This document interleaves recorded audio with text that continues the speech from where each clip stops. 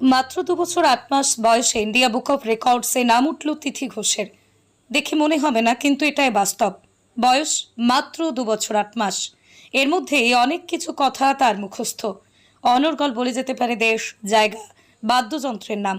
এমন প্রতিভার সম্মানও পেয়েছে সে। নাম তিথি ঘোষ। এই ছোট্ট তিথির নাম উঠেছে এবছর ইন্ডিয়া বুক অফ রেকর্ডসে। মেয়ের এই সাফল্যে আনন্দে ভাসছে তিথির বাবা মা। পুরাতন মালদা পৌরসভার 13 নম্বর ওয়ার্ডের খৈহাট্টা এলাকায় তিথির বাড়ি। বাবা রনি ঘোষ পেশায় একজন ব্যবসায়ী, মা কাজরি ঘোষ হচ্ছেন গৃহবধূ। সম্প্রতি ইন্ডিয়া বুক অব রেকর্ডসের তরফে দেশ জুড়ে ট্যালেন্ট সার্চ হয়েছিল। গত 14ই জুন অনলাইনে সেই প্রতিযোগিতায় অংশ নেয় তিথি। প্রতিযোগিতায় তাকে 9 ধরনের প্রশ্ন করা হয়। তার মধ্যে বিভিন্ন বাদ্যযন্ত্রের নাম, ফুল, পশু, জাতীয় পতাকা, জাতীয় ফুল ইত্যাদি ধরনের শাকসবজি জিজ্ঞেস করা হয়। প্রতিটিরই সঠিক উত্তর দেয় তিথি। গত 5ই জুলাই তিথির বাবা রানীবাবুকে ইন্ডিয়া বুক অব রেকর্ডসের তরফে জানানো হয় তার মেয়ে প্রতিযোগিতায় সফল হয়েছে। তার নাম ইন্ডিয়া বুক অব রেকর্ডসে উঠেছে। ইতিমধ্যেই পার্সেলের মাধ্যমে নিজের পুরস্কারও পেয়ে গিয়েছে তিথি। প্রথমে বিভিন্ন প্রশ্ন তার উত্তরদানের ভিডিও ছবি দিয়ে মেয়ের নাম ইন্ডিয়া বুক অব রেকর্ডসে পাঠায়। ভিডিও দেখে খুশি হয় কর্তৃপক্ষ। তারা আবারও মেয়ের পরীক্ষা নেয়।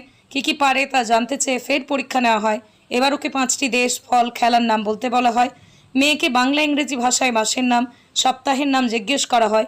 সেই পরীক্ষায় মেয়ে উত্তীর্ণ হয়ে যায়। এর 15 দিন পর মেয়ে তার উপহার, মেডেল সব পেয়েছে। ছোট্ট তিথির এই সাফল্যে খুব খুশি তিথির পরিবার। আমাদের দেশের নাম কি? হ্যাঁ, আমাদের দেশের নাম কি? না, আমাদের দেশের নাম কি? ভারত। আচ্ছা, আমাদের দেশের নাম কি দিদি? আমাদের জাতীয় সঙ্গীত কি? না, আমাদের জাতীয় সঙ্গীত কি? ভালো করে বলো, জোরে জোরে বলো। আমাদের জাতীয় পতাকার রং কি দিদি? ভারতের জাতীয় স্তম্ভ কি? আমাদের জাতীয় সঙ্গীত কার রচনা? জাতির জনক কাকে বলা হয়? আমাদের ভারতের স্বাধীনতা দিবস কবে তিথি? 15ই কি? তিথি এনাকে কি বলা হয়? হ্যাঁ, আগে দেখো ভালো করে। নেতাজি। আচ্ছা বলো। মাধ্যমিক পরীক্ষাটা দিয়েছিলাম, তো ওখানে 5টা করে কোশ্চেন ছিল, যেগুলো ওই সবগুলোই ঠিকঠাকভাবে বলতে পেরেছে। তারপরে ওখান থেকে সিলেক্ট হয়। তারপরে কিছুদিন পরে ওর এটা সার্টিফিকেটটা বাড়িতে কুরিয়ার মাধ্যমে আসে। কি পরীক্ষা ছিল? এখানে যেমন ছিল বাদ্যযন্ত্র, তারপরে খেলাধুলা, আমাদের দেশের জনপ্রিয় খেলাধুলা, কয়েকটা দেশের নাম বলেছিল। তারপরে ফলের নাম, ফুলের নাম, ইংলিশ বাংলা দুটোই। আরও কিছু কিছু ছিল, যেমন সানডে মানডে, জানুয়ারি ফেব্রুয়ারি, বাংলা মাসের নাম, বাংলা সপ্তাহের নাম, আরও এরকম অনেক কিছু ছিল যেগুলো পেরেছে। তো মেয়ের বয়স কত এখন? 2 বছর 8 মাস। কার কাছে শিখে গিয়ে এগুলো? আমার কাছেও শিখেছে, ওর পাপার কাছেও শিখেছে। আচ্ছা, দুজনের কাছে শিখেছে। ভর্তি হয়েছে? না, এখনো স্কুলে ভর্তি হয়নি, হবে।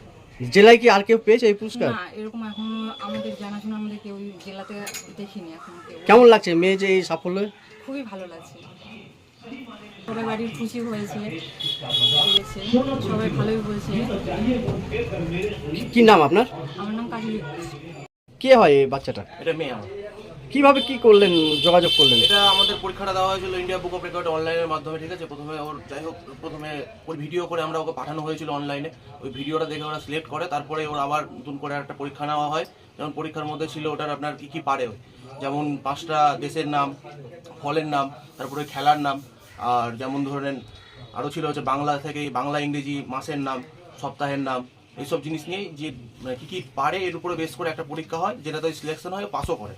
তারপরে বেশ করে আমাদের কাছে 15-20 দিনের পরে আমাদের কাছে মানে পুরস্কার, যেটা মেডেল বলেন, সার্টিফিকেট বলেন, সব কিছু আমাদের কাছে হাতে এসে পৌঁছায়। জেলায় কি আপনার মেয়ে পেয়েছে? হ্যাঁ, জেলায় আমার মেয়ে। আমাদের জানাশোনার মধ্যে এই আছে, তাছাড়া আমরা কাউকে দেখি। কার কাছে শেখা এগুলো? এগুলো বেশিরভাগটাই ওর মার কাছেই শেখা। আমি সেরকম দোকানের ক্ষেত্রে টাইম পাই না, তার জন্য ওর মাই বেশিরভাগটাই শেখায়।